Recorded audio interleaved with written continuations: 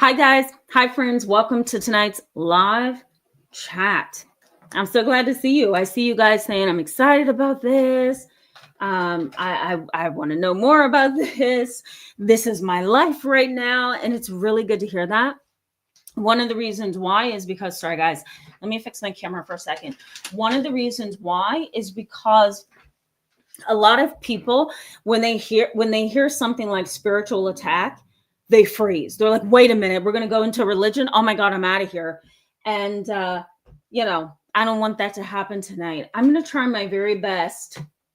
And let me hook up. Let me look at this for 1 second, guys. Instagram is giving me a little bit of a headache, but while I get Instagram back into the game here, I think we're going to have quite the conversation, because I think a lot of us, we feel, what's the word I'm looking for? We feel oppressed. You feel oppressed?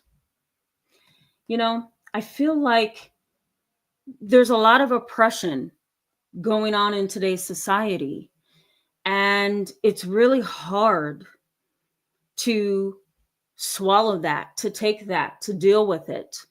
And it's really hard to, what's the word I'm looking for this? It's really hard to swallow that there's a lot going on, not only in our mind, but in our heart, right?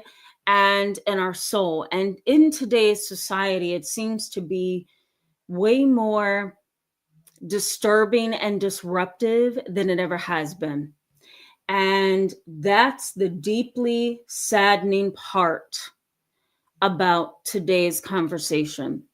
And I want to break down for you. I'm going to have to run upstairs and grab my manual so I can hook. I hate that. So I can get into Instagram. But let me see if I can change things up, guys. Bear with me, okay? I think there's a lot going on with most people today, right? Tell me how you feel about that. I just feel like there's so much. And okay, guys, hold on. Just trying to get into Instagram. Let me run upstairs and grab my manual so I can get into Instagram. Give me 1 second, okay? I will be right back.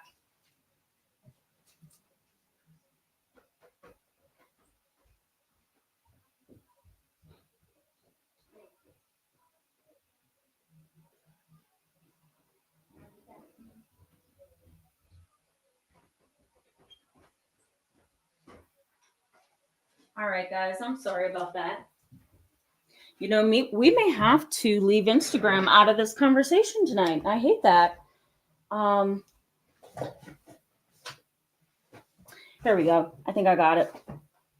I think so.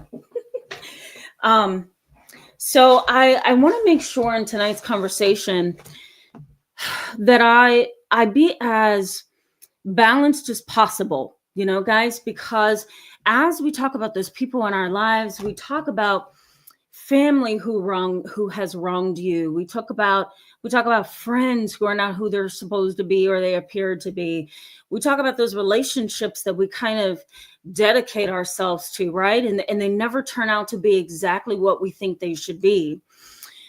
We also talk about family not always being everything, right? That not everybody's family constellation or family interactions are positive. And so, in order to accept that and work through that, right? Work through and accept that for most people, they don't have this white picket fence lifestyle. And sometimes they do on the outside, but they certainly don't on the inside. Coming to terms with that truth and that reality is painful, right? And so a lot of people say, well, what do I do? What do I do when my family is against me? I don't feel like I'm loved anywhere. I don't feel like I'm accepted anywhere. I don't feel like there's a place for me in the world. How do you make sense out of that? And how do they make sense out of it? And some people go so far as to say, I am being spiritually attacked. Now, when the common everyday mind hears that, right? Because there's often what we call an interplay. There's an interplay between psychology and spirituality, and we call that psycho spirituality. We call that psycho spirituality. There's a connection between psychology and spiritual things. Why wouldn't there be, right? Some people feel like, you know what? There's no connection. There's a ton of connection, you know? And when you're trying to make sense out of your life, your relationships, some of the chaos that is often accompanying people that you thought you could trust and know. Yeah, I'm going to have to leave Instagram out of this conversation. I'll hook them up after the chat because I don't want to keep fumbling around with that. So I'm just going to talk to you guys. And then at the end, I'll link in Instagram. Okay, guys, for those of you who are also on Instagram. But, it's like, why wouldn't there be a connection, right? We are human beings, we have cognitions, we have a soul, we have a mind, we have a spirit. And I tell most of my clients that come in with a broken heart because their marriage has ended, their family members have turned on them, their children have turned on them. I often tell them, we are not flesh communicating with flesh alone, right? We are spirits communicating with spirits. We are minds communicating with other minds. And we are souls communicating with other souls. So how do we move that out of the field of psychology and just focus on science, right? That doesn't make sense to me. There has to be an interconnection between the two in order to fully understand psychology. It's like saying, in a sense, and this is what my field has done over the years, and I'm going to give you just a little bit of research before we jump into the meaty parts of this, but it's almost like my field has said, you know what? We can't understand this thing called the human being as well as we'd like to. So let's just focus on the legs, and then we'll come back and figure out the arms at a different time. But for right now, let's just do all our research on the legs and, and the back maybe, and maybe the stomach, and we'll come back and get to the arms. And that is really the mindset of my field. Now, over time, we have gotten better. So there's a little bit of overlap of psychology and philosophy and existentialism and spirituality. And of course, the term psycho-spirituality, there's a lot of overlap to help us understand that when we're in relationship to other people or we're in relation with other people, there's going to be multiple elements within that interaction. And it's, again, not just what meets the eye. There's some other components here. Psychology does say, and this is research in psychology, which focuses on psychospirituality. Research says there's two important pieces. One is there's an interpersonal piece that we have to focus on, meaning that we have to be mindful that relationships kind of run our lives, right? We have to be in relationship to other people in a sense, because we're always going to work around them, shop around them, meet up with them, right? So there's an interpersonal piece to the puzzle. But then there's also what we call an intra component, I'll put it that way, to the puzzle. And intra-personal means going within. And so there's an inner piece, there's an inner piece to the puzzle. And we have to understand the nature of who we are. We're in relation to other people, but we are also observant of ourselves. And there's an intrapersonal piece.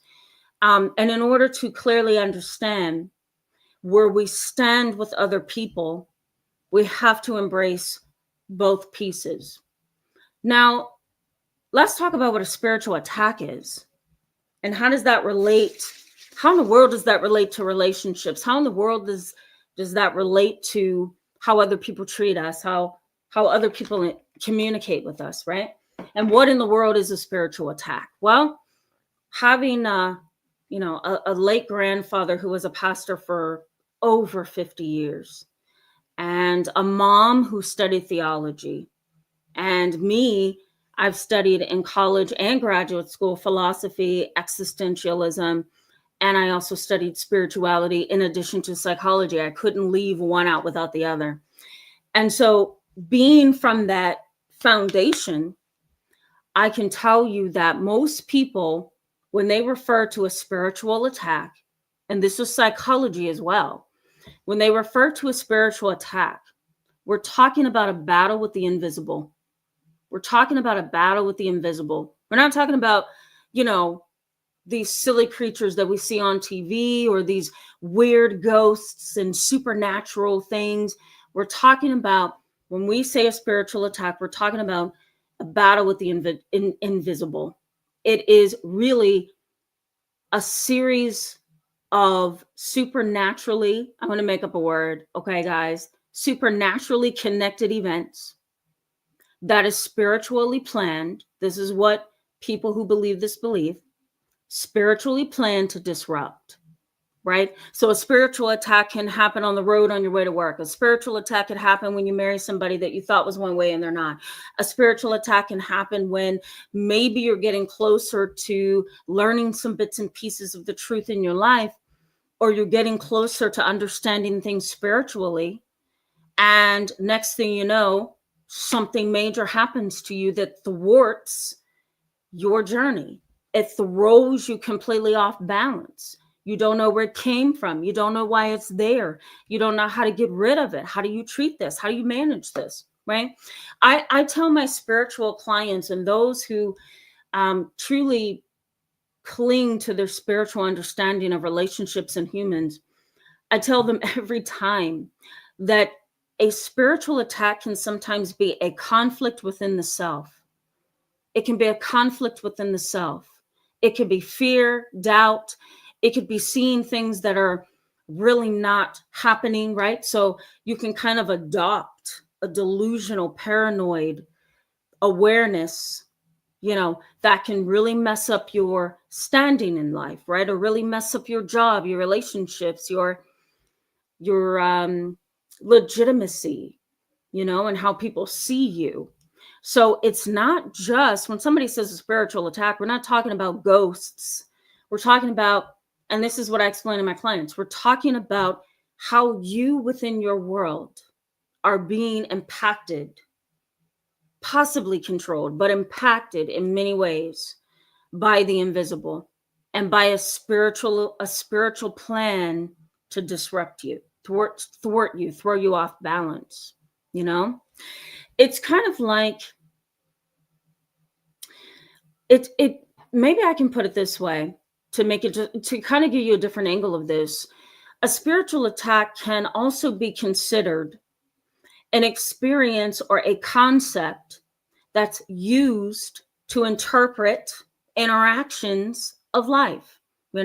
It's like a world that is of our measurable universe. It's an experience that happens outside of our, that's what I meant to say earlier, outside of our measurable universe. It's hard to measure. It's hard to pinpoint and put your hand on, your finger on, and make sense out of it. But something is happening to you. Something is happening to you in relation to other people in your world, and it doesn't make logical, real sense, right? So that's one aspect of this. The other aspect of this is such that there's another term known as psychological warfare, and that is the conflict within the self. It's my mind is being battled within all of these relationships that I am in, and I can't find a concrete place to stand before I'm sinking again. Why? Well, I'm sinking because of, doubt and fear. I'm sinking because of trauma and repeated patterns of trauma in my life. I'm sinking because I don't trust and I'm paranoid. I'm sinking because my family doesn't support me or love me or give me everything that I need, or at least partially what I need. There is nobody on my side. I am literally boxed in a corner by myself, unable to cope, unable to manage my own thoughts, feelings, and behaviors. And I literally feel like I am in a tornado, a hurricane, or a zone that doesn't exist here on earth. Now, when I hear that from my clients, It is then up to me to draw a connection between psychology and spirituality. Now, do I go off of that and say, you know what? Nope, you're not dealing with spiritual attacks or psychological warfare. You are dealing with dissociation. Do therapists do that? Yeah, all the time. Why? Because it's not easy to pull together those two fields. You know, back in 1879, I'll give you a little bit of history here and then I'll go back to my point. Back in 1879, when William Want began to express all of his ideas of labs and research and science, during that time, the fields of psychology, philosophy, and demonology were sisters. And the more William Want, the more Sigmund Freud began to share their experiences of science, the more the fields of psychology, philosophy, demonology, and existentialism spread out. And there continued for many years after 1879 a division between the, I'm looking for the right word, the disciplines. There was a division between the disciplines, and it has continued even until today. The sad part about that, though, is there continues to be an overlap between psychology and spirituality. That's why we call it psycho-spirituality, because there's a lot of overlap. You know, you, for example, may go to your therapist. If you're in therapy, you may go to your therapist office and say, I've been feeling really battled in my mind. I've had this said to me in therapy. My mind can't wrap itself around why my mother would do this to me, why I was born into an abusive family, why my father is on drugs and is going back to prison for many years for murder. I don't know why I don't have an opportunity, because every time I trust someone, every time I love someone, every time I believe that something is going to move from A to B to C, everything is thwarted. And then I start feeling defeated. And therefore, it feels like I'm in this daily spiritual battle of the mind and the heart and the soul. And I come out of each situation like that, feeling like a different person, feeling lost, feeling ungrounded. You know, there's a concept in psychology known as feeling grounded, right? Grounding. It's really having your footing, right? Planted very, very well. And there's a lot of clients that have come to me and said, I don't feel grounded. You know, I feel like my life is this constant roller coaster and I don't know how to make sense out of it, because all my therapist tells me to do is take some deep breaths, read some of these articles, you know, go to a support group. It's not working. And I once had a client say that to me. She's like, it's not working, Tamara. And I said to her, I said, well, I'm glad you came to my door, because now we can pull together the fields of psychology and psychospirituality. Let's talk about it. What do you feel like? What's in your heart? What's in your soul? What's in your mind? What are you feeling? And she's the one who said, I don't feel grounded. No matter how many deep breaths I take, I don't feel grounded. And so that's a disappointing feature of my field sometimes is, you know, there's a lot of, you know, overlap between science and psychology that it kind of pushes spirituality out the window. But we do need to merge the concepts. We need an awareness of spiritual attacks. We need an awareness of spiritual warfare and psychological warfare. We also need an awareness that if there's a mental health condition at the seat of all of this, it needs to be taken care of properly, right? You can't just 100% pray it away. It has to have a piece that's going to treat the problem, right, guys? That's how we remain balanced in this. We also have to be careful that we don't say, you know what, this is a spiritual attack when it's really delusions and hallucinations. This is a spiritual attack and psychological warfare when it's truly and honestly that you're doing a lot of marijuana, you're getting really, you know, unhinged, I'll put it that way. And it's really hard for you to feel some grounding because you're constantly involved in the wrong things, right? So we don't want to get lost over there in la la land and be overly religious. But again, we have to merge the fields, Psychological warfare is really a negative and ongoing disruption to your life. It's a negative and ongoing disruption to your life. And it truly feels like the warfare outweighs your ability to cope. The warfare, that's how this feels to most people. It feels like the warfare is so fierce and it's so dangerous and it's so threatening that you don't have the ability to cope. Trauma is really the result of not having the ability to cope when it hits you, and the pain and the impact is disproportionate to what one would expect, right? Same thing with psychological warfare. It's disproportionate to what one assumes, expects, thinks is going to happen, isn't ready for. The list goes on. And so that, to me, is spiritual combat, because what's happening, and especially if there's no foundation in faith, if there's no foundation in God, if there's no foundation in truth, if there's no foundation in treatment, if there's no foundation in security, all of those things kind of keep you grounded, right? If there's no foundation there within your life, then you're in spiritual combat all the time, because you're like a ping pong ball. You're getting knocked over here by fear, knocked over here by doubt, knocked over here by, terror and trauma, and then knocked over here again. And it just keeps going and going until we surrender and say, something bad is happening to me. And I just don't know what it is, but I have to figure this out, right?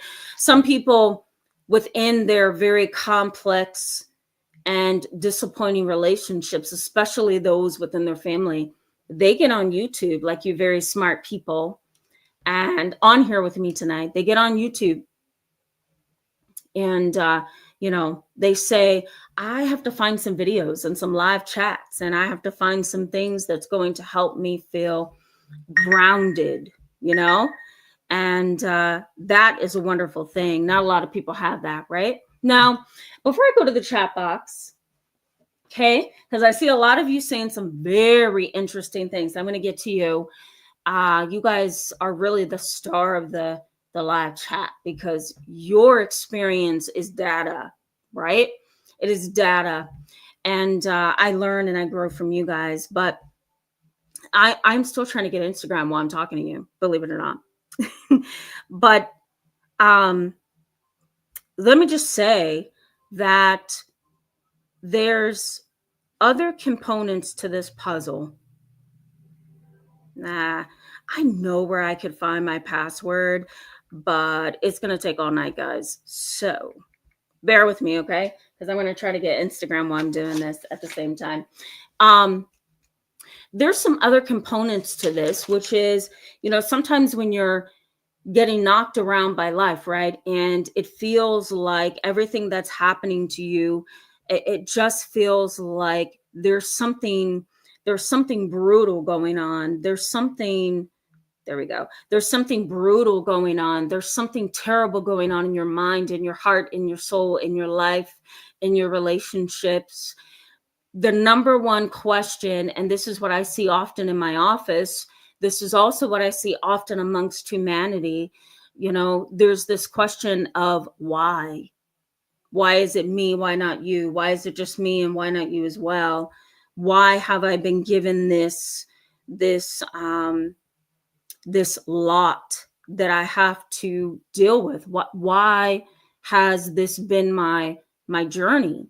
And one thing that my great grandmother on my father's side, she was very Native American, very much into spirituality and being grounded in spiritual things. And one thing she said to me before she passed away, she said, and I was really young, I had to be about maybe 13 or 14.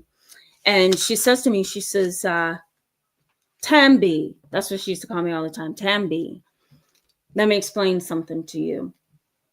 We don't always have the why, right? We don't always have the ability to connect the dots like Pac-Man, you know. We don't have that ability sometimes. Sometimes we do after we've come through the storm, right? If we look at this in terms of trauma, sometimes you don't have the answer, even in trying to understand your own trauma, but you do know that you have to keep moving forward. And so the same thing is true with spiritual things. And so she says, Tam B, let me explain something to you. We don't always have a why. You may never get a why. But what you can bank on is we are often in direct conflict with trauma, pain, fear, loss, grief, all of that. And so you have to have some kind of grounding to help you stand up against that, right? Stand up against that disappointment, stand up against that divorce that's coming, stand up against that mother who's self-centered and hasn't nurtured your mind. Stand up, right, against all those daily forces that you feel are just taking over your life, right? And so I remember like grabbing onto that, you know, and saying, I need to keep that truth within me. And so, you know, that may be helpful to you to kind of keep in mind that we are often in conflict sometimes with something else, whether that's ourselves or other people or ourselves in life or ourselves in a spiritual world. We're often in conflict with it. So you have to have some kind of grounding. Now, let me briefly say what tonight's live chat is going to consist of, because you guys you're going to want to know what's happening within relationships that can really stand neck and neck with a spiritual attack. Why is it that we can say that a spiritual attack, psychological warfare, that psycho-spiritual things can happen to us within relationships? Why is that the case? So I'm going to back that up with research in psychology, some of my own experiences clinically, so that you can see that there's an actual pattern within relationships that can show you just how spiritual we are with each other, even in everyday life, you know? So I'm going to point out some things in there, because there's patterns of behavior that causes people to often feel like they're in psychological warfare. That's how cyclic the confusion is, and the pain and the disorientation, you know? And so I'm going to point that out. The other things, I want to give you a little bit of research, because there is definitely research on this. Yes, the fields have separated, but here's the thing. Demonology separated a long time ago. Why? Because it was a steady decline down. You know, psychology was here. Science was here. Okay. And demonology was like here as well. So here's science on top of both psychology and demonology. Psychology said, you know what? No, we don't want anything to do with sorry guys, I'm trying to get into Instagram. Psychology said, you know what, we don't want anything to do with demonology, because demonology is too supernatural, too paranormal, too abnormal, and we want to destigmatize mental health. We want to engage in the deinstitutionalization process when, you know, psychiatric hospitals let all patients go. We also want to ensure that we are looked upon as a legitimate science. So what does psychology do? Psychology abandoned demonology and said, we're going to reach up here and be on the same level with science. And William Wundt and Sigmund Freud and Anna Freud and B.F. Skinner and Piaget, and we can just go down a whole list of researchers and scientists and psychologists who says, you know what, let's go that way. That looks good to me, because then I don't have to try to explain a world I don't get myself. And in addition to that, I also can be a scientist and be respected and become a legitimate science. And so that is why demonology continues to be, I don't know what that is. Come on, guys. Demonology continues to be a declining science. It's a declining science.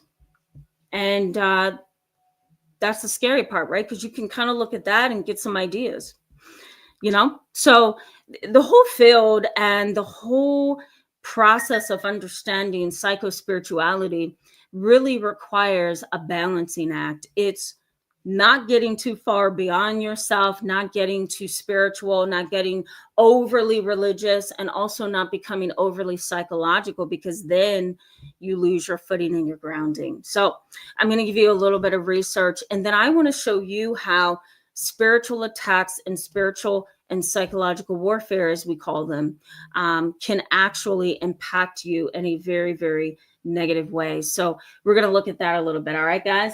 I did find Instagram. Can you believe that?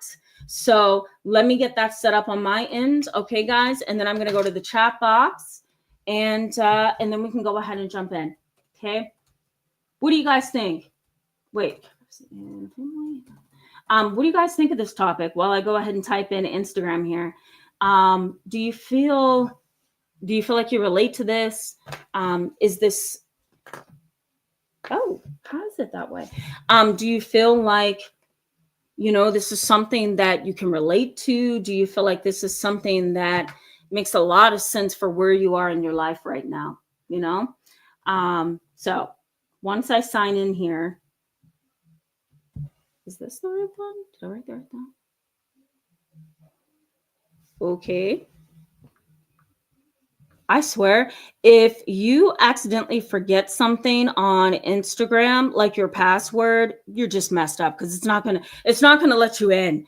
And that's what's happening to me. So I'm gonna go ahead to the chat box and I'll figure this out.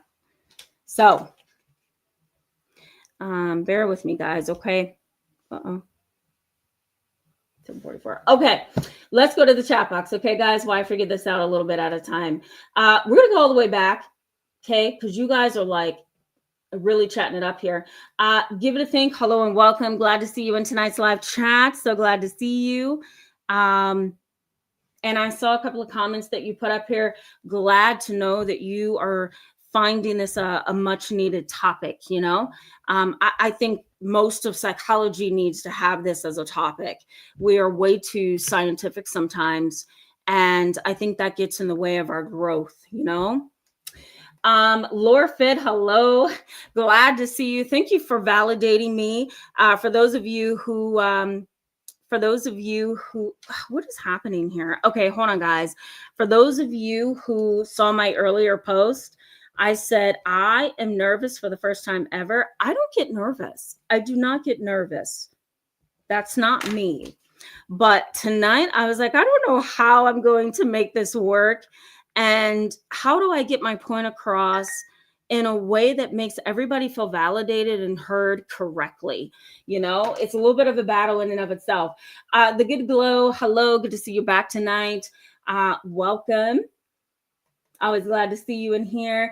Dawn One, did I welcome you? Hello and welcome to tonight's live chat. And thank you so much. She's doing better. She needed me earlier, but we are doing really well. So thank you so much for that. Orlando, thank you for that. That was my grandmother's favorite scripture. And I mean, talk about over religious. She was really an overly religious one. And there would be times when I would get in her car. Okay. This is to make you guys laugh. I would get in her car. Okay.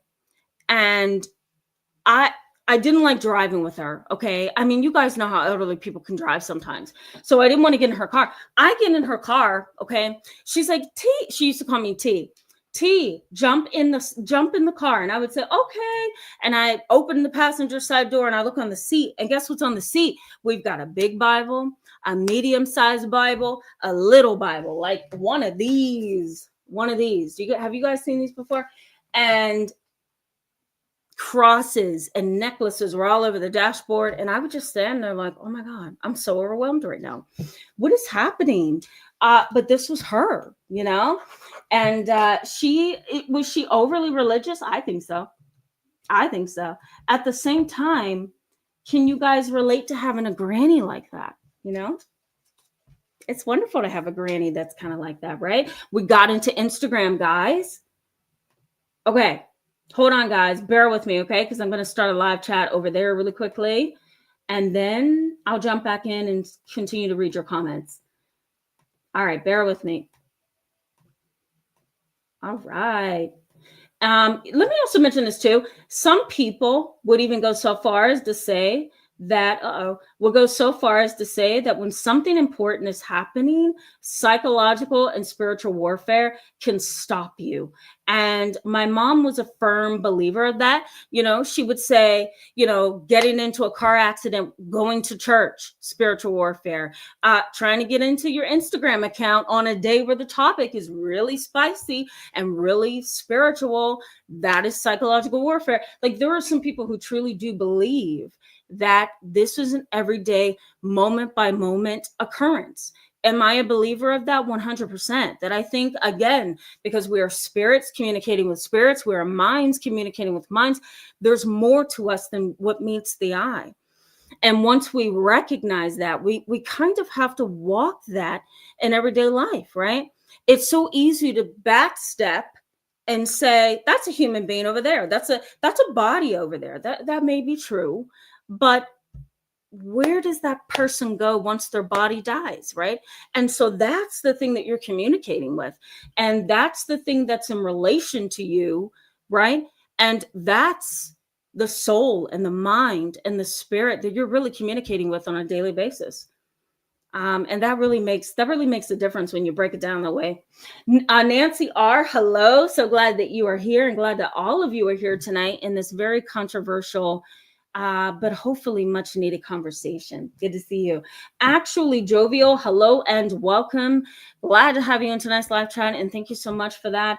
Actually, Jovial says, thank you once again for sharing your knowledge from years of practice with individuals who may not have access to this invaluable resource you are providing. You're very appreciated. Oh my, that's so humbling.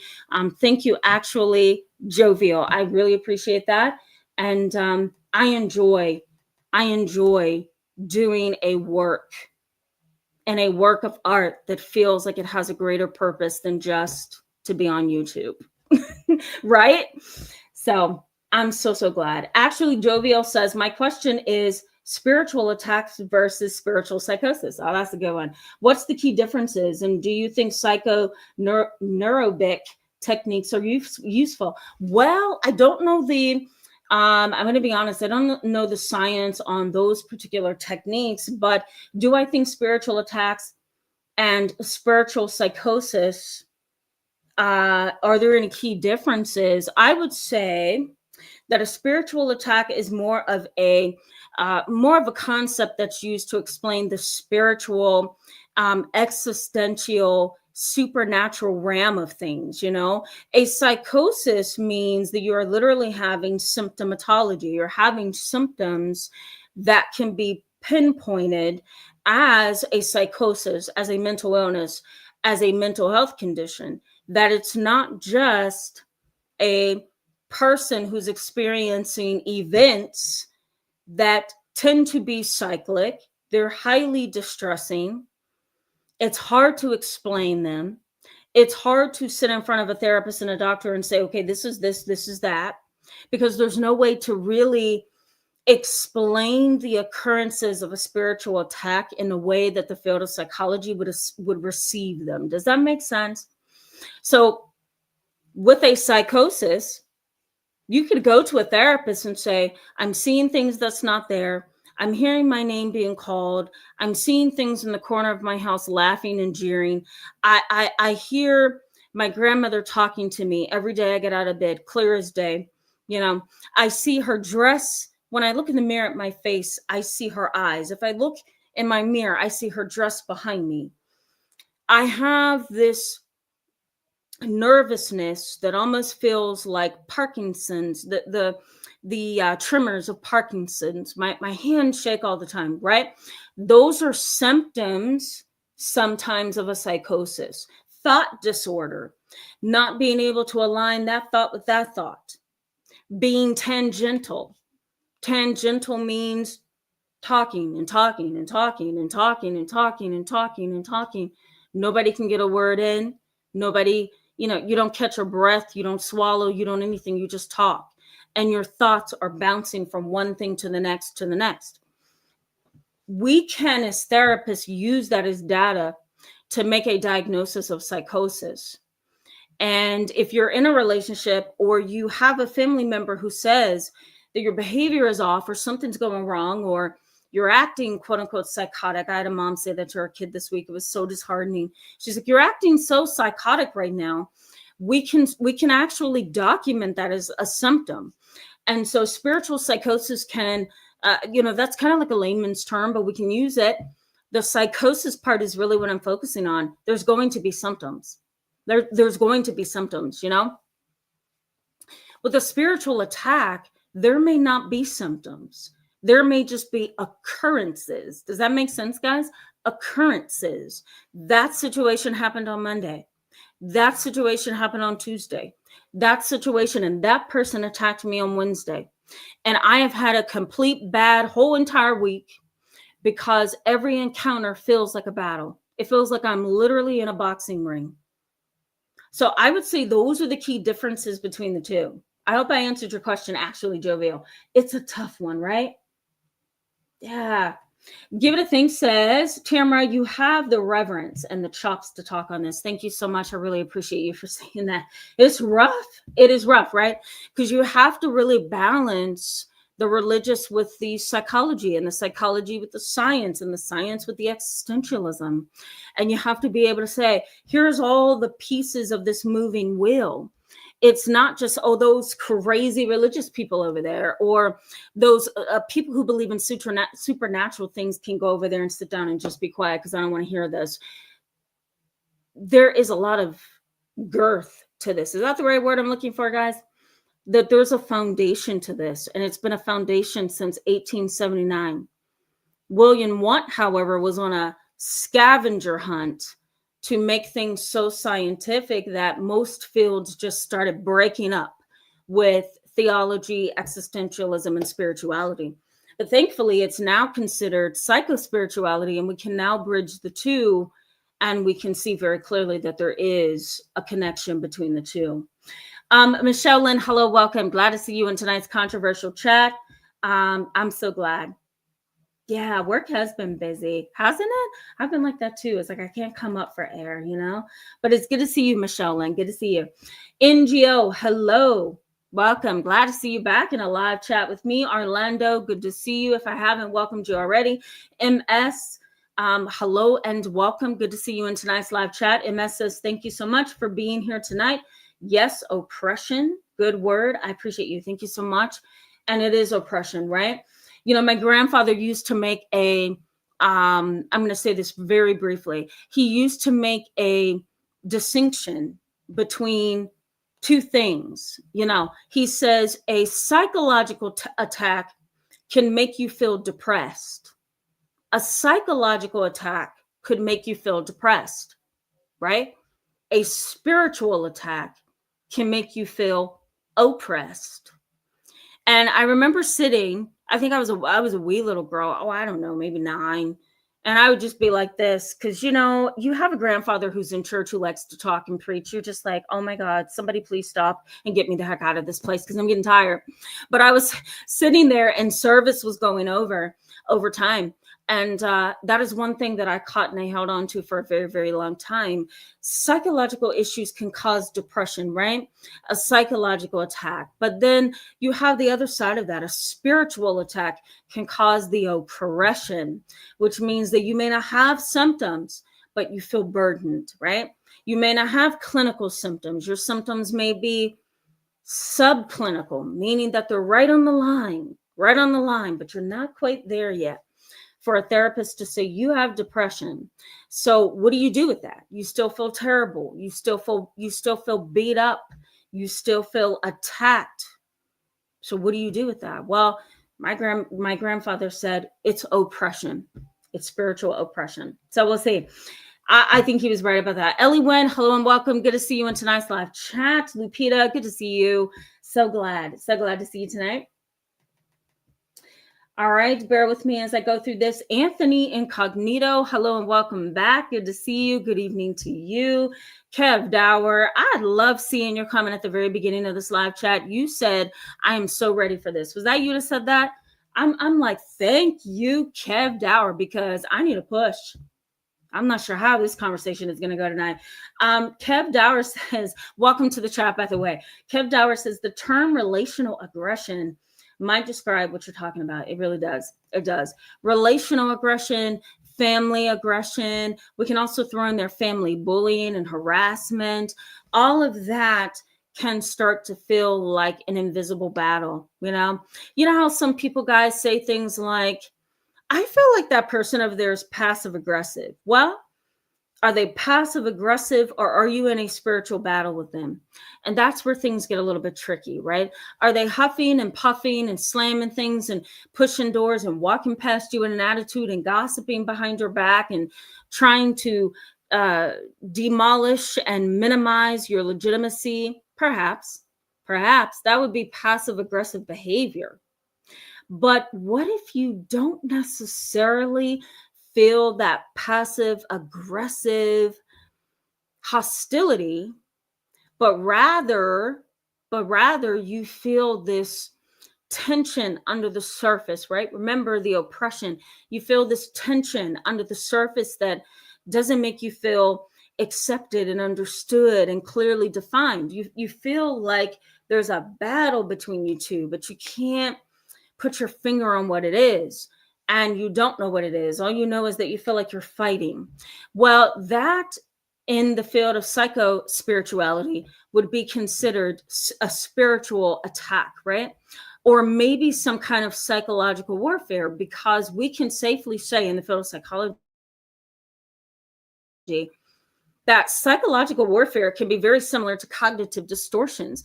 Cognitive distortions are kind of like these skewed ways that we see situations because of trauma, because of fear, because of doubt, because of anxiety, because of depression. A cognitive distortion could be something like black and white thinking or polarized thinking. And that could take the form of, what can I use as a polarized example? A black and white reasoning. Maybe this particular subject, I'll use that as an example, right? That there's no spiritual world. I just believe that there's psychology and science. So there's your black and white perspective. Psychology and science, there's no spiritual world, right? And so that polarized black and white thinking can keep you stuck and even imprisoned in your own mind, because you don't know what's going on all around you, because all you've done is, kind of stayed stuck in the ideology that there's only two things you need to be worried about, and that's psychology and science. So that would be polarized thinking. Well, psychological warfare can feel like that too, where you find yourself doubting, you find yourself feeling afraid and uncertain, and maybe the things that you thought of yourself are also coming into question. So they can be cognitive distortions or psychological warfare. I hope that makes sense. Phoenix, hello and welcome to tonight's controversial chat. Good to see you.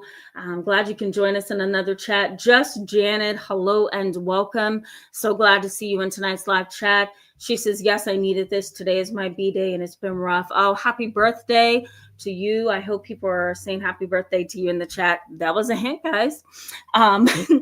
Happy birthday to you. I'm so glad that you could join us on your birthday. Miguel, I hope I'm saying that correctly. Miguel Milano.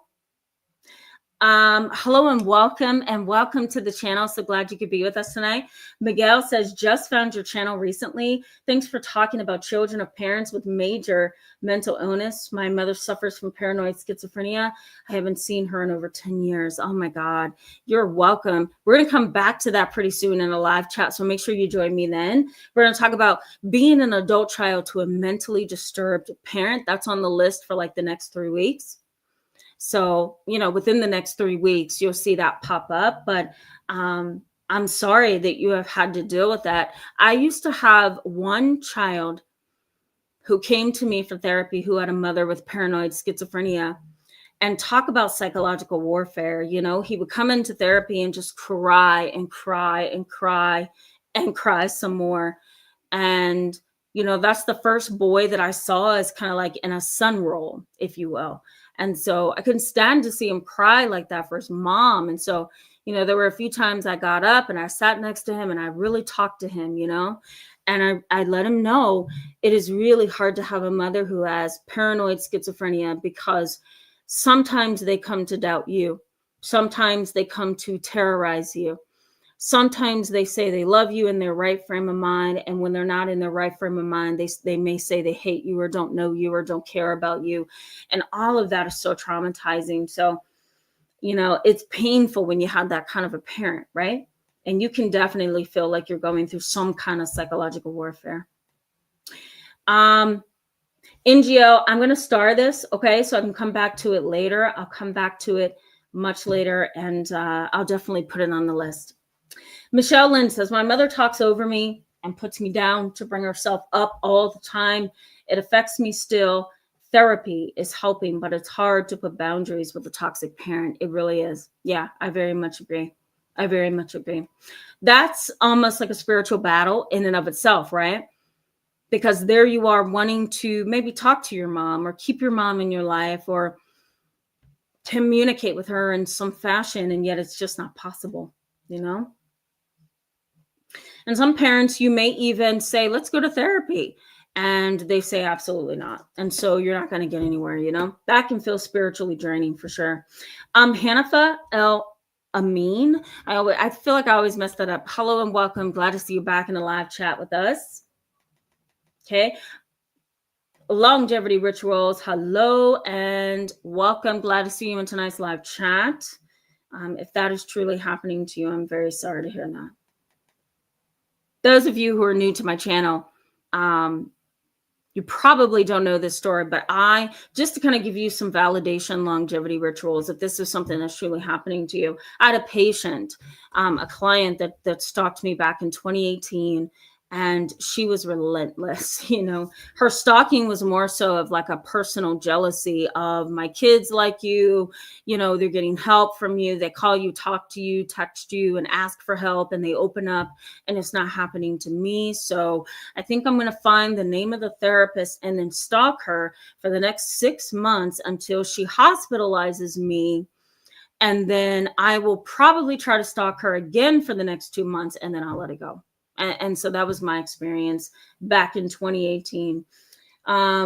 So longevity rituals, if that is you, that is really, really, really draining, right? Yeah.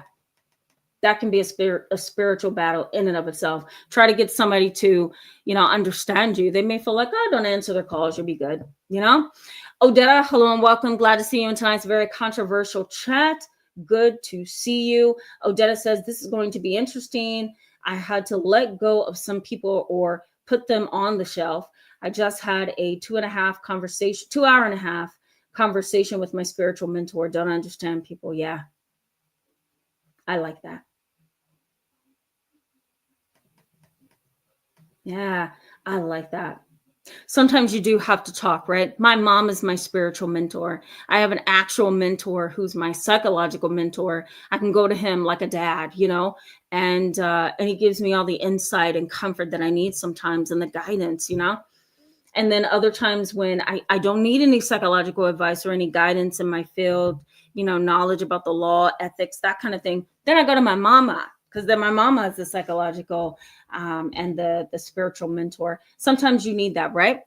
Especially when you feel like you're in a psychological warfare. Okay, guys, bear with me. I'm trying to get through some of this. Ronald Zion, hello and welcome. Good to see you in tonight's live chat. Good to see you. Siobhan, hello and welcome. Good to see you back again. Laura O'Neill, hello and welcome. Glad to see you tonight. Thank you for mentioning that. I appreciate you for that. Okay, bear with me as I go through the chat box here because I'm really behind. Live Life, hello and welcome. Glad to see you in tonight's live chat. Thank you for listing that. My grandfather used to say, my late grandfather used to say all the time, the best way to battle a spiritual attack and psychological warfare is to throw truth at it, And so Live Life, my grandfather used to use this scripture all the time. And so let me break this down just a little bit. It's a passage. You might want to go to Ephesians chapter 6. Okay. If you want to know more about this, but really what it is saying in a nutshell is we are not just physical beings, that there's a spiritual reality that is engulfed in all of our daily lives, right? And so we're on this side running with daily life that's physical and invisible, and we get it, right? But on this side, there's another world, and that world is all spiritual, and it's an invisible battle. And that battle over here in the invisible realm really can sometimes come to completely thwart you and throw you off balance. And so this passage that Live Life is bringing up is basically saying, this is the spiritual realm versus the physical realm, and this is what you need to help you to hold on. So for those of you who want to look that up, I'll put it in the chat box for you, or I'll put it in the description box so you can see it later. Thank you, Nancy R. I really appreciate you for that. Thank you. Siobhan says, I hope I'm saying that right, Siobhan, is saying the worst battle with someone is that psychological gaslighting power struggle. Yeah, that's a very good point. Thank you for mentioning that. She goes on to say it gets really dark and scary when they're depraved with their ill will. It's hard to accept anyone as that cold. Yes, it is. It really is. If you ever walk into a church and say there's a such thing as a sociopath and a psychopath, everybody's going to turn around and look at you like, what's that? Because really and honestly, a psychopath and a sociopath in the spiritual realm is really known as an evil person, you know, and a dark person on a mission to destroy other people. But you're right that the gaslighting piece of these complex relationships can very much be a battle. It's telling you that you're not seeing things the way they really are. It's telling you you're not discerning things the way you really are. It's telling you that you're off balance and you don't know what you're talking about, right? And so if the invisible world that we often walk, the fence with, right? Because you kind of straddle the physical world and the spiritual world, that spiritual world is telling you that you're not seeing things the way that you think you're seeing them, right? And that is a form of gaslighting, if you ask me, because it's causing you to doubt and feel confused and feel lost. So I'm very glad you mentioned that. Thank you for saying that. Kimberly Norwood, hello and welcome, and glad to see you in a live chat. Welcome to the channel. Glad to see you. Okay, bear with me, guys. Bossy Truthy 15, hello and welcome. Good to see you back in a live chat. Helene Webster and Jazz and Laughter, hello to you both. Good to see you tonight. My friend Shamita is so excited she can't hold it in. Hello and welcome. Good to see you in tonight's live chat. My friend Shamita says, excited that I can pop in for a few. Love these lives. I hope your mom is doing better, Tamara. Thank you so much. She's doing better. It's just like a roller coaster, It's a roller coaster. But thank you so much for that. And I'm glad you're excited. Sarah Marie, hello and welcome. Good to see you. So glad it's relatable. When you can relate your life to the spiritual side of things, it has a way of revealing itself as just balance, right? Because you can kind of look at it and say, oh, that's what that could mean, And it's a light bulb moment for most people. Hanifa El Amin says, my family is no longer in their bodies. Someone lives there, but not my family. I don't know them. They're frightening to me. Ooh, that's a good way to put that. Yeah. Some people very much feel like that. Yeah. You've heard people say, who are you? Right? Because it feels like they're just completely not who you've known them to be. Kimberly Gladden, hello and welcome to tonight's live chat. I'm really glad to see you here tonight. You always leave good comments, but I'm glad to see you in a live chat. BE, hello and welcome. Good evening to you as well. Glad to see you and welcome to the channel. Bear with me, guys. A couple more comments and then we're going to go back to the content. Andrew Mercer, hello and welcome. Good to see you in a live chat again. Andrew Mercer says, as long as you can lead yourself to safety, that's the main thing. That's a part of it. That's a part of it. And leading yourself to safety may look different for everybody, right? Leading yourself to safety may be faith. Leading yourself to safety may be, this little thing here, right? That my grandmother gave to me many years ago. Leading yourself to safety may be getting rid of those people who do evil things and dark things, and they manipulate you and they control you, right? So you're right, Andrew Mercer. There's an element of that. As long as you lead yourself to safety, I do agree with that to a certain extent. Oh, yeah. All right. Orlando says, I couldn't explain myself well enough when I was in therapy because of my belief in God, because I didn't want to seem religious. Yeah. Isn't that a fear? It's a real fear, right? Well, what if that person over there starts to see me as religious? At this point in my life, okay, guys, I feel like this. I've done 15 years of my career just looking at the science, just looking at the therapy, and holding my faith back, and holding my theology background back, and holding my awareness of spiritual things back, right? And only showing them when I have a spiritual client, only showing them when I'm in a spiritual realm. And I still do that. I still walk that line, but within reason, right? Because you don't want to be so afraid. If people can be agnostic and atheistic and really out there with their beliefs, I don't see why you can't show your faith, right? I mean, to me, it's kind of the same thing if you really think about it. But Orlando, you know, it's a fear, but if you balance it out, I think it's okay. I think people need to know that I do believe, and I'm saying I in general, I do believe that there is a spiritual side of everything. And that's healthy because again, we're not just physical. Yeah, we're not. So how do you explain that? Some people are eager to jump into that explanation and try to research it. And other people are like, nope, I just want to believe that this is all there is to me. And that's okay too, I guess, until it isn't, right? Okay. Helene Webster says it's like sinking in sand. Yeah, it can be. Laura Fitz says spiritual warfare is real. I prayed and sleep with my Bible. For our struggle is not flesh and blood. That's Ephesians 6:10. Yeah. Again, it's the same thing Live Life stated earlier, right? It's like this spiritual battle that's underneath the surface, and it can make you feel just exhausted. Okay, I'm going to go back to the content on this. You guys want to know, what are the relational challenges that feels like psychological and spiritual warfare? What is that relational challenge or issue? What are those experiences that makes me feel like nobody understands, nobody cares to understand, and nobody can hear me because I'm in a situation where I feel trapped, right? So what are those traps? Well, the first trap that psychology highlights, and I've also seen this, is something I mentioned a little bit ago, so I'm not going to spend much time on it, is cognitive distortions, right? You can look at your situation and see it in a skewed way that completely far removes you from reality, or it completely removes you from the truth, right? Having a skewed perception of reality is dangerous because, anything can happen in a skewed reality, right?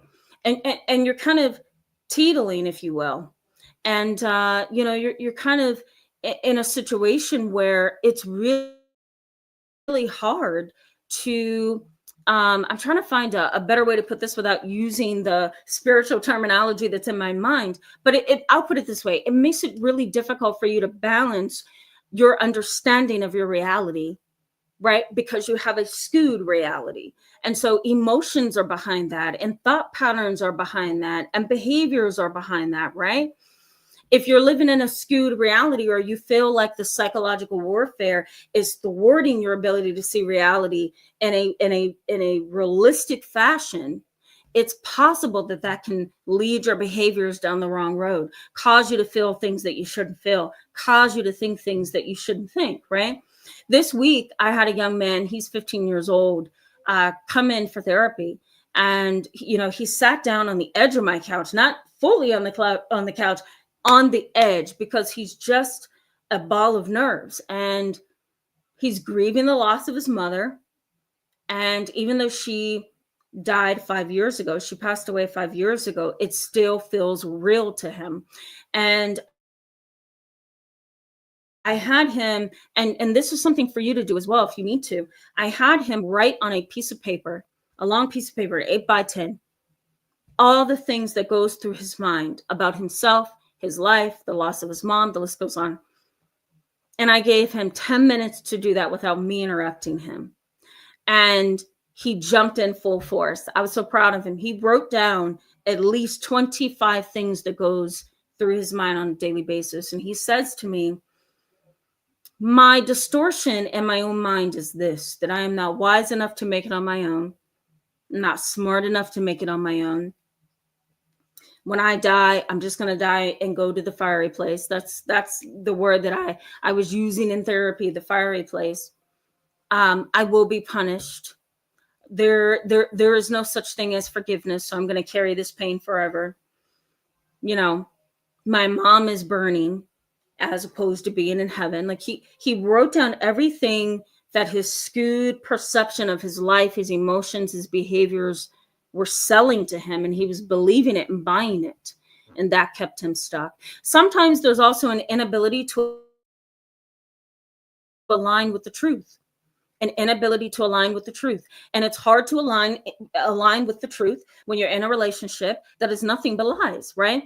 There's abuse, there's neglect, there's fear, there's trauma, there's betrayal. It's really hard to be in a relationship like that. So you may find it really difficult to align with the truth, align with reality, and align with your faith as well. That may be a really difficult thing for you to do. Really being overly religious and overly spiritual. Do you have a family member like that? Because I have at least 5 families who have a parent like that, and they are so overly religious that it almost causes my client, one of my clients, to just completely silence out. They feel gaslighted. They feel like they can't say anything without being cut off with a spiritual explanation. It's a lot of fear and anxiety that she's carrying every day. And so this may be happening to you, but it's definitely happening to my client. I explained to her, I said, your spirituality can really weaken your defense, and it can weaken any attempts at getting better. Not being aware that some of what you experience has some kind of impact on your soul and on your mind. Because she would say to me, almost every session, I'm so exhausted. I'm so tired. I'm so exhausted. That's what she would say multiple times through therapy. I'm so tired. I'm so exhausted. And then that turned into, I'm so helpless. I'm so worthless. And that's what she would say as well. So I explained to her, your level of spirituality can weaken or strengthen your walk in life, right? Or it can make it more difficult. It just depends on where you are. Also, too, let me just say that there are certain family members who can only see you through one lens. And you want to keep this in mind. Those family members can very much fall into the category of being a part of the spiritual battle that you may feel is against you, or being a part of the spiritual attack that you may feel. Having a family member that doesn't get all elements of you can be really torturing, right? So they could be seeing you through only one lens, and that kind of limits you. And it's hard to get help in a relationship with someone, in a family with someone, or in a family, when you're only seeing through one lens. They don't see all of this that goes with you. They just see you through one lens, and that kind of keeps you held down and kind of keeps you behind. Having a family or somebody who you're in a relationship with who really doesn't believe you, they think something's wrong with you, or they think maybe you're psychotic, or they think you're dramatic or histrionic, or they may come to believe that you have false beliefs that you're standing on. That can feel like a spiritual attack or some kind of psychological warfare, because most people in this situation are constantly in the mode of defensive, right? Defending and explaining and over explaining. And so that can get really difficult. Being in a relationship with a hypocrite, being in a relationship with an abuser, a narcissistic abuser, having a mom or a dad who's a hypocrite, who exaggerates your failures and minimizes theirs, that can feel like a spiritual battle as well. Disorientation. The field of existentialism says this a lot, that when understanding who you are is nebulous, it's blurry, it's cloudy, you're not really sure of who you are, disorientation is likely to happen. Disorientation, not knowing where you belong, not knowing if you should be here, there, or over there. I'm going to also add to disorientation, dissociation and depersonalization. That can happen as well. Some people kind of walk their daily life in a dissociation. They may be themselves until they leave the home or the house or their home to go to work, and then they begin dissociating again. It's like this detachment from life, and that can be a spiritual battle and feel like a spiritual attack as well. Something that's just separating you from reality, something that's keeping you kind of confused and cloudy. You can't think clear enough. You can't process clear enough. It's like something's in your face. My grandfather, my late grandfather, used to say it's like cobwebs. I'm sorry. You can't really see, and you're just trying to see clearly, but you can't. That can feel like a spiritual battle. Remember, I said at the very beginning, sometimes a spiritual battle, a battle of the soul, a battle of the mind, a battle of the heart, can be a conflict of the self, can be a conflict that's on the inside, a conflict between your strength and your weaknesses, a conflict between what triggers you and doesn't trigger you, a conflict between your desires and a conflict between, your anxiety. So being in conflict with the self on the inside can be very disorienting. You may also notice, remember we talked in the last live chat, we talked about emotional vampires. That's a part of the spiritual battle as well. Some people believe that when they are around an emotional vampire, there's something spiritual happening that's draining the life out of them, because they don't have energy to go on and off from that person to do other things. They just want to take a nap, or they want to hide from the world. So some people say psychological warfare can feel like emotional and psychological exhaustion. And it really can. It can drain the life out of you, I'm going to also say too, before I go to the research briefly, being led astray. I think just being led astray by anybody, your family, somebody you're in a relationship with, a coworker, a friend, your neighbors, being led to believe things that are not true, being led astray, being deceived, being minimized. All of that can really weigh on you and feel like a burden. It may not be something that you can take to a therapist and say, here's A, B, and C, what's going on, help me diagnose this. But it may be the oppression that I told you my late grandfather always talked about, the oppression of I'm burdened because this person has deceived me. They've led me astray. They've lied to me for so long. And that hit to my heart and my soul is just so disorienting, Now, where does research come in? Before I go back to the chat box and then give you the last pieces of this, research suggests, and we all know this, right, guys, that overly religious beliefs can contribute in the long run. It can contribute to poor psychological outcomes like depression, suicidal thoughts, right? Anxiety, obsessive compulsive disorder, paranoia. It can add negatively to the confused picture that's already there. Why? Because when you're overly religious, you kind of fail to look at other pieces of reality and put it together in a firm place so that it all makes sense, right? So research suggests in this area of psychospirituality that if you're overly religious or you're overly atheistic, it can harm you either way. Because again, that's black and white thinking. There's no gray. There's no room for other possibilities. So it can lead to poor psychological outcomes.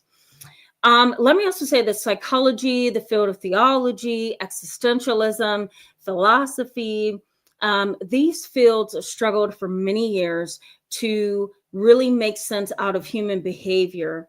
And so what made better sense, I think, is for this field of psychology, what made better sense to them is just looking at the mind, the brain, personality traits, temperament, genes, biology, influence and behaviorism, learning and rewards, right? Let's look at all those things because they are measurable.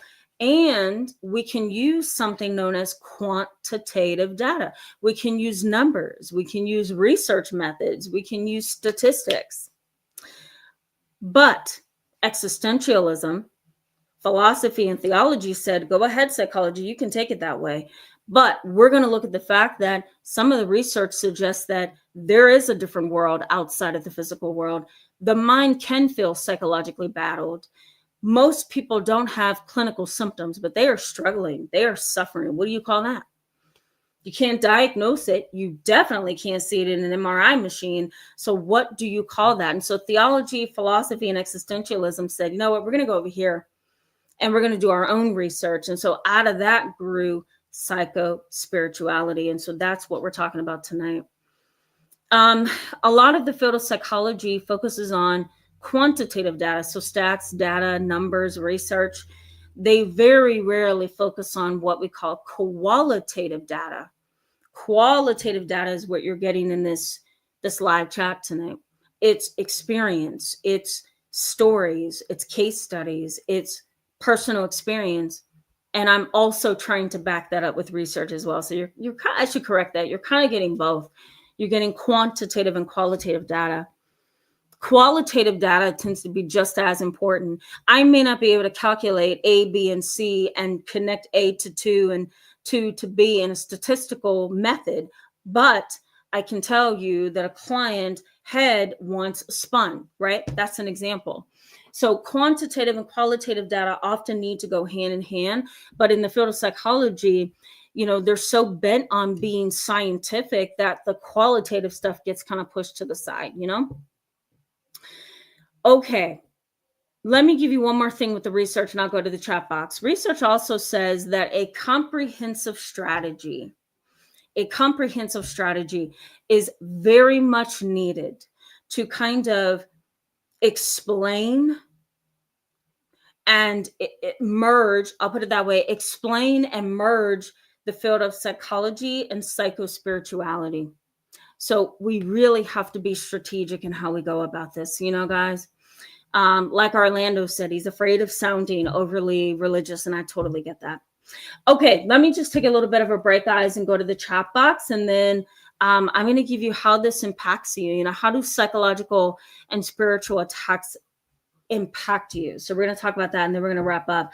Sarah Marie says, oh my God, Tamara, it feels like you're talking about my life. That's awesome. At the same time, I'm sorry because this is very complicated. But I'm really glad that it sounds like this is helpful. Dragon Man Assassin, hello, happy Friday to you. Good to see you. Welcome back. Yeah, Bossy Truthy 15 says, my mind still wandering here and there with confusion, doubts, and fear. Absolutely. It's a common human experience. I don't think we're ever going to be able to get over that or get rid of it. We just have to learn how to control it, right?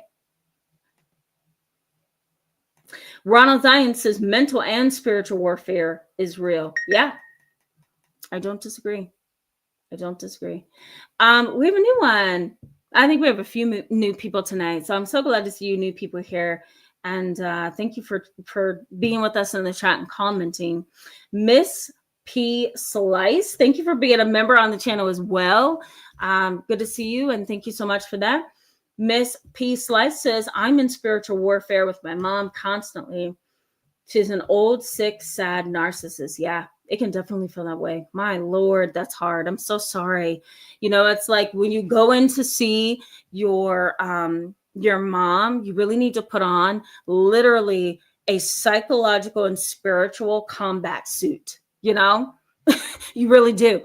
Cover yourself with a helmet and a sword and the right boots and the right chest. What do they call those things? Armor, right? To deal with her, I'm sure, because sometimes the things narcissistic and dark, evil, psychologically manipulative people say can just leave you feeling awful, right? Even when you know what is happening, you may stand there and say, I know that this woman is narcissistic, and yet it still bothers you. Right, guys? Give me 1 second. Okay. Let's keep moving because we need to wrap up here in just a little bit. Kimberly Norwood, says, thank you, Tamara. It's very validating here someone to say it. I'm not the only one. Yeah, absolutely. Yep. Okay, bear with me as I go through. Din Woke, hello and welcome. Glad to see you in tonight's live chat. Din Woke says, so glad we are discussing this topic. This has been over 20 years of battle, and I finally feel like I cracked the code of life, realizing the key and power was always within myself. Yeah. Yep. Yep.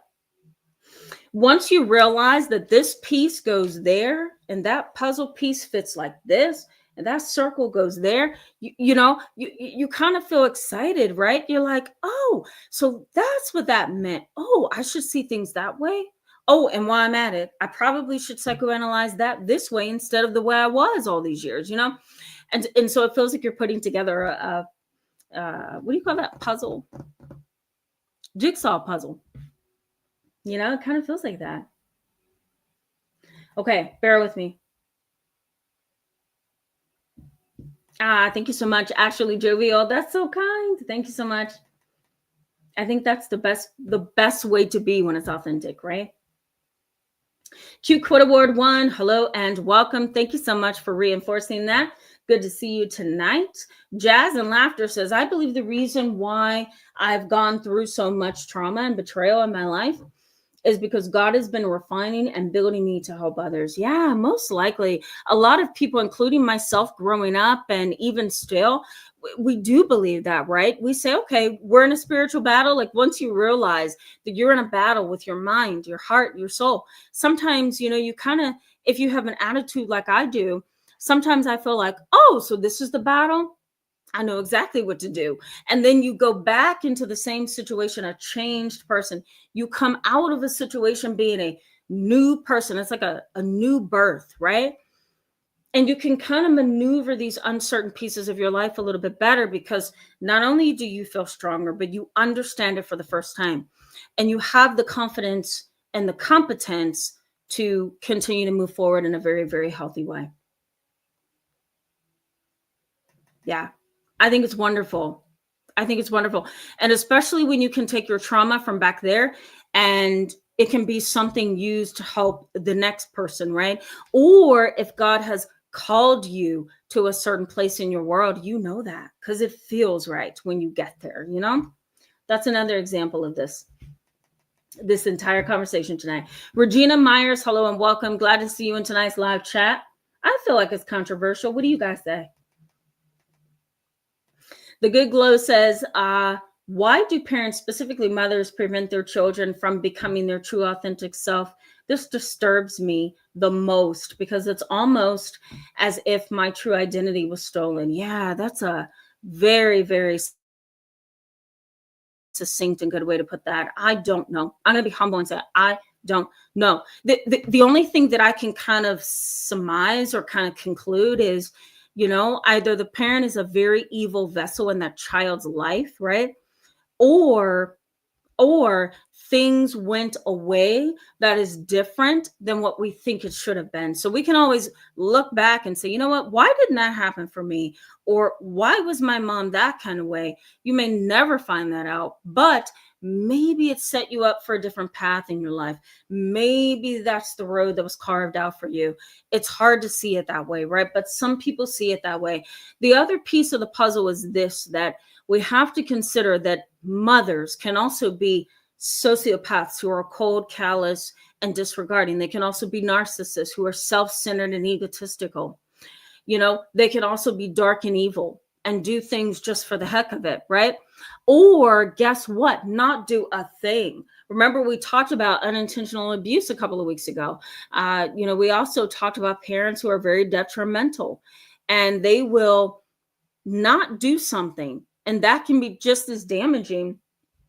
It can be just as damaging as being abusive, right? Not doing something can be just as damaging. That's a great question. I wish I had the answer. Thank you, Jazz and Laughter. I'm so glad. Laura Fit feels the same way. Nancy R says connected with this topic. Very good. I'm so glad to hear that. Give It a Think says, I am interested in the problem of evil and have been studying it and reading a lot. No, not so not much recent about demonology. Yeah, demonology has gone down in terms of its exploration of the topic a lot. Like, it started to decline steadily over the last couple of years, and it continues to decline. My mom used to have a book that scared the life out of me when I was like 7, 8, and I was an active, intelligent, psychologically active 7-year-old. So when my mom would be downstairs cooking, I push her bedroom door open. My mom was an avid reader, and she was very spiritual and had her head on right when it came to theology and philosophy. And so I go in a room and I see this whole bookshelf full of books, and I'm like, ooh, what can I find on this shelf? And there was a book. Go ahead and Google it, guys, just for laughs, if you want to laugh at this one.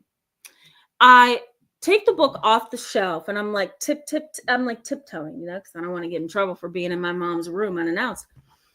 And I take the book off the shelf on my tippy toes, and the book was faced upside down. Okay. So all I see is letters on the back of the book. I flipped that book open, and guess what it said? Demons in the World Today. I said, oh my God. And I threw the book and I ran out of my mom's room. And I think I had nightmares that whole entire week, because what I saw on the face of that book was actually a figure, right? And the author was on the front of the book as well. And the title was Demons in the World Today. And I thought, okay, this is why she doesn't want me in her room unannounced. I finally figured this out. But on a serious note, that book is frightening. So if you guys want to read that, go ahead. But it was the last book that I'm aware of that the field of demonology had to kind of make sense out of things. But because the field of demonology has steadily declined over time, there's no books like that on the shelves. Can you believe that? Hanifa El Amin, thank you so much for that. I'm so glad. Orlando says science can be explained away, but God can't be explained away. That's a good point. I like that. I'll take that. I like that. JKL Pop says, I made it. Yes, so glad and welcome. Good to see you in this controversial chat tonight. Okay. Yeah, thank you, Laura O'Neill. They are. Thank you so much. I appreciate you for that. Thank you. Okay, I know I'm behind. Thank you, JKL Pop. I appreciate you. Okay. Yeah. Life with a Lab and more. Hello and welcome. Good to see you in tonight's live chat. Says, thank you for your time. This program is clearly led by a professional who gets it. You put the science and theory behind realistic experiences.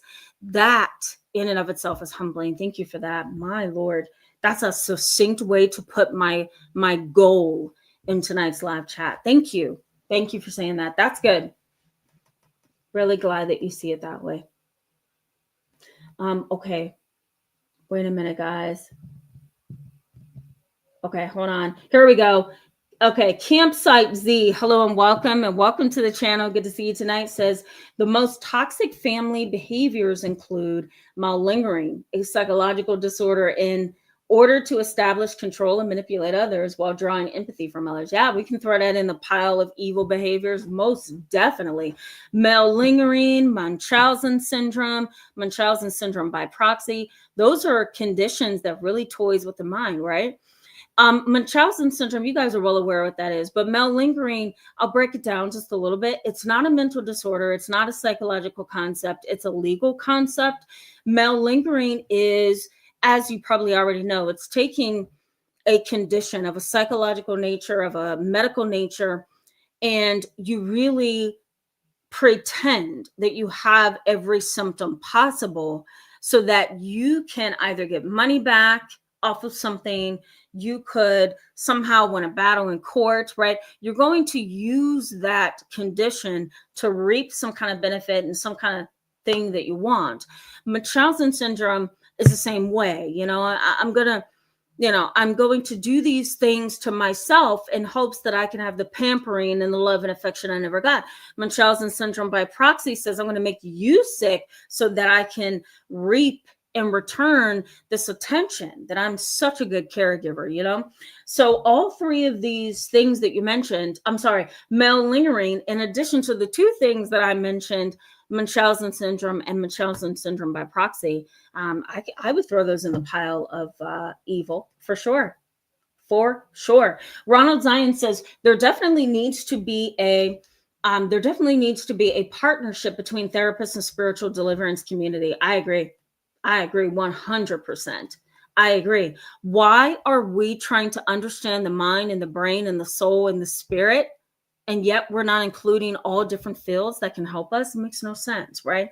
Once you ponder that a little bit, and once you look at the overlap between all the fields, philosophy, existentialism, psychology, phenomenology, right? Theology, demonology, you look at all those fields and they all have overlap, and you're just, for me, when I went to, where was I? I can't think of the college. I took we call it a cross registration. I cross registered to a college. Carnegie Mellon was one of them. There was another college. I can't think of the college. It was like a 6-month course that I had taken back in 2010. And there was a lot of studying that I was doing on existentialism, philosophy, psychology, theology, and demonology. And those were literally my classes. And I would just sit in the library after class, and I would have my books out on the table, and I was reading one book and trying to help myself understand using another book, because all the fields overlapped. And so when you look at it from that lens that, oh my God, there's so much overlap, you really do ask yourself, why are we not connected? What's the political reason that we're so broken up here? Stark Sweetheart, hello and welcome. Good to see you in tonight's live chat, and thank you so much for that. She says, thank you for speaking about the research and studies on this topic. While everyone is different, I truly appreciate the understanding of patterns and behavior that speak to issues with family and psychology. Yeah, totally makes sense. Yeah, absolutely. And you're welcome. T Bunny Shy, hello and welcome. Good to see you in tonight's live chat. We're going to wrap up here in just a little bit. I'm going to give you the last piece of this and then we're going to go. T Bunny Shy says, my mother pulls me in, then pushes me away. I felt like a mouse against a huge hungry cat. Yeah, I don't blame you. It's psychologically draining, isn't it? Yeah. Yeah, Kev Dower, you're on tonight. Yes. Kev Dower says, you're making me think of Carl Jung's collective unconscious theory. Bingo. That's part of it, right? Yeah. Ronald Zion says, my grandmother was worded up. She was worded up. She was worded up. I'm gonna steal that. I'm gonna use that. As a matter of fact, Robert Zion, okay, we're gonna go to the rest of the content, okay, on that note, because I'm going to get behind if I keep reading all these interesting comments. Okay, so let me say something before I give you the impact on you. You may be wondering, what is considered a legitimate, actual, spiritual attack, psychological battle? What is it? Well, in the field of psychology and even in the field of existentialism and theology, they kind of agree to this, that you can really identify the battle by experiencing intense doubts that unravels you from the truth of what you know. So you know something to be the truth, right? And you're getting unraveled. Something is, unraveling the rope that you've been holding on to for so long. I'll put it that way. And that unraveling is intense doubt, and it can thwart your entire experience, right? And so some research in the field of psychology on spirituality, and even in the field of theology, highlights that having that intense doubt can really thwart you. It can really throw you off and make you feel like you're in psychological or spiritual warfare. Having intense fear, not being able to move from one place to the next because you're so very afraid. It's almost like the situation makes you 10 times worse than fight or flight, you know? And it's a fear, and a paralyzing fear, that really keeps you stuck, you know? It's not the fight or flight fear that we all tend to have. It's not the PTSD fight or flight. It tends to be the fear that sinks you like quicksand. And it's really hard for you to climb out. So some research suggests that intense fear can also be considered a psychological battle and psychological warfare. A sense of being in a repeat battle, and I've seen this in my practice as well, a feeling and a sense of being in a repetitive cyclic battle of the mind, of the soul, of the heart, that's becoming a burden to your very own shoulders, can be considered psychological warfare, spiritual warfare. Having that cyclic and repetitive battle of the mind, you know? And remember, I shared a couple live chats ago. For those of you who are new, you're not going to know this, but one of my clients from years ago, she said to me, she says, I feel like I'm battling, trying to figure out which door to open in my mind. She said there's about, I don't know, it may have been between 10 and 12 doors in her mind. She says, you know, Miss Tamara, you know how, you know, you can see yourself standing in the middle of the room, and all around the room are doors. You know, that's the way she explained it to me. And she said, there's one door that's cracked. There's one door that's slammed shut. There's another door that has locks on it. She says, and I just battle in my mind all the time. I can't figure out what door I should go in. And so I pulled that from her. I use that analogy all the time to explain psychological and spiritual warfare of the mind. It's, I have all these doors and I don't know how to get in them, and I don't know which one to go to, you know? And that's how dark it can get for some people, you know? Okay, so how else does this impact you besides taking you down the road of just feeling trapped and confused? Well, again, doubt. But this is doubt of the non-material world. Doubt of the non-material world. Have we all had that? Probably.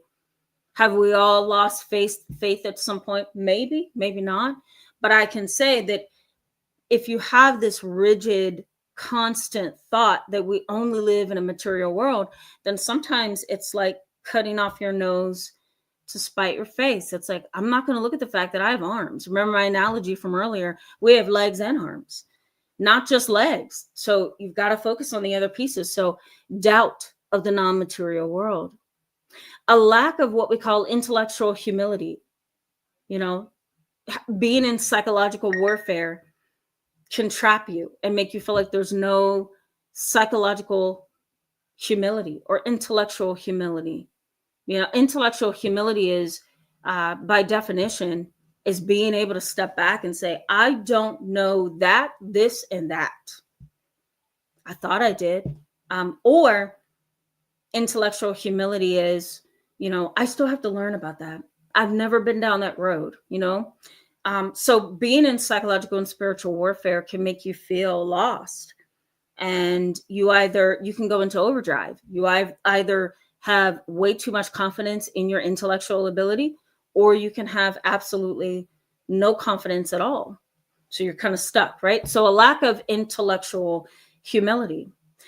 There's also this process of really trying to marry the interplay between psychology and spirituality, and then also relationship knowledge, right? Because we can't always align the reality that a relationship has spiritual elements to it in and of itself, right? And there's also emotional bonds, and there's psychological bonds, and there's unresolved grief and trauma in some relationships. And it can feel like spiritual and psychological warfare, right, guys? Psychology suggests that when it starts to feel like spiritual and psychological warfare, that's a damaging relationship. That's a relationship that you need to walk away from. When it's your family, though, what do? Well, going no contact is what we talk about all the time. So really having a hard time marrying that interplay between this relationship has a spiritual component here and it's destroying me, you know? Spiritual attacks are really walks of faith, because you have to be able to identify that This is not something I can go to my therapist with 100%. Like I can't go to my therapist and say, I'm feeling really oppressed, you know? Maybe I can't go to my therapist and say, I feel like I'm having a battle in my mind. I feel like the battle in my mind. I feel like there's many different doors I need to go in, you know? Imagine saying that to your therapist. What do you think your therapist is going to say that has no psycho-spiritual knowledge? They're going to say, oh, tell me more about that. And then guess what? You may end up in a place where they say, yeah, I think you're dealing with paranoid schizophrenia. So some people find themselves kind of trapped, you know? They don't know what they can and cannot share or say. And once you start to feel that way, that's a really bad negative impact, you know, because you can go to a therapist, but you have to go to the right one. You know what I mean? So you can feel really trapped and really stuck. Having difficulty renewing your own mind is a psychological and spiritual battle. There's the impact right there. Being unable to renew your mind, being stuck in one position, being stuck in a damaging mental space is a spiritual and psychological thing as well, right? You're just stuck up here. Nobody knows what's going on but you and you yourself, you know? A lack of assurance and victory and triumph. A lack of assurance and victory and triumph. Not being able to see that there's a possible light at the end of the tunnel. Not being able to see that there is hope. Maybe there can be some success. Maybe there can be some change, right? Being blinded to that possibility, right? That's psychological and spiritual warfare in and of itself. Why? Because you're trying to make sense out of your reality psychologically, and your mind is saying, I'm not going there with you. So all you see is darkness, right? And so that's a battle in and of itself. And lastly, in this category is focusing too much on what meets the eye. That's another battle, right?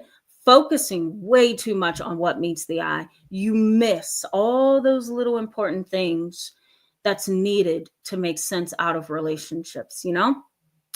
This is a lot, right, guys? And I literally just touched this. I scraped the surface. I'll put it that way. Let me know if you want to talk about this again. Let me know if you want me to talk about how to get out of that psychological warfare mentality, because it's a process, and the process is both spiritual and psychological. It has to be. Now, in tomorrow's live chat, and I'm just pulling that up for 1 second because I can't remember what tomorrow's live chat is. We're going to talk about not the same topic, but it has, I don't know if it's in here. I don't think it's in here, guys. I will post the upcoming live chat for tomorrow. Yeah, I don't think it's in here. Hold on, bear with me. Ooh, I don't have the password for that one either. Oh, there we go. Okay, so for tomorrow's live chat, guys, we're going to be talking about, if I can get this to come up for me, ongoing cycles of relationship lies. That's for tomorrow. Ongoing cycles of relationship lies, because being lied to, believing lies about relationships, and believing a societal lie of what relationships are can lead you down a road of just being heartbroken by every relationship that you are in. So join me tomorrow as we talk about relationship cycles and lies. So we will get there, guys. Thank you for being with me in tonight's live chat. I'm just going to skim the chat box, and I'm so sorry if I missed some of you during this piece. Know that I do see you, and I really do appreciate you. But I'm going to skim this box here just to see what you guys are saying before we sign off. Momtude, oceans of blessings to you as well. Good to see you in tonight's live chat. Welcome. Xerax, can I say it that way? Hello and welcome. Good to see you in tonight's live chat. Says anything you say and or do may most likely be used against you and those types of families. Keep that in mind. Yeah, absolutely. Absolutely. Yeah. If you have family that's just dark, evil, sneaky, they lie, the list goes on. Yeah. Yeah. Sarah Marie says, Tamara, my life feels like a war. You are literally explaining my life. This is wild. I wish you were actually my therapist. I love that you understand these things. Thank you so very much. That's so kind. And I'm glad that it's clicking, it's validating when something clicks and makes sense and I don't even know you, right? That's really, really good. I like this. My friend Shmita says, there are more things in heaven and earth. I like that. You guys see that? I'm going to leave it up there for a second. I'm going to leave it there for a second so you guys can see this. I like it a lot. 50, how do you say this? 50 Simp. I'm sorry. Hello and welcome. Good to see you. And welcome to the channel. I like the fact that you say, as long as your ears were listening. Yep. Pamela Palmer, hello and welcome. Good to see you. And I don't remember if I thanked you for becoming a member, but thank you for becoming a member to the channel. I highly, highly appreciate that. Thank you. Pamela Palmer says, since my daughter passed, and I'm sorry to hear that. That has to be difficult. My Lord. Since my daughter passed, I've seen a few things that I feel were from my child. Yeah, I believe in that. I believe in that. I do. Red robins, some people believe in that. The other side of my culture, the other side of my religious awareness is the Native American Apache spiritualism.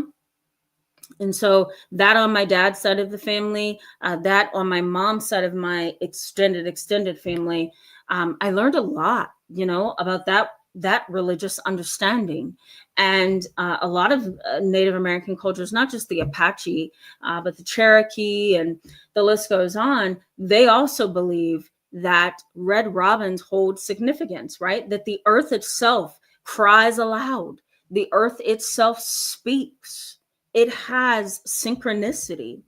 There's something about the universe that just connects in some weird ways to everything else, And so a lot of people, Pamela Palmer, believe that red robins are a sign that a loved one is there. And I don't knock that. I don't knock that at all. Anxiety Sauce says depression and anxiety is exhausting. Oppression is even more exhausting, right? Imagine being oppressed and having depression at the same time. Laura O'Neill says oppression is real. I've experienced what I believe a level of spiritual attack recently. Yeah. I had to double down in intense prayer when I noticed this. Yeah, that's really good. That's really good. I tend to pray before every session. Every session, I tend to pray. That's a self-disclosure to validate doubling down in prayer. I do that all the time. Okay, let's keep moving, guys. Let's see.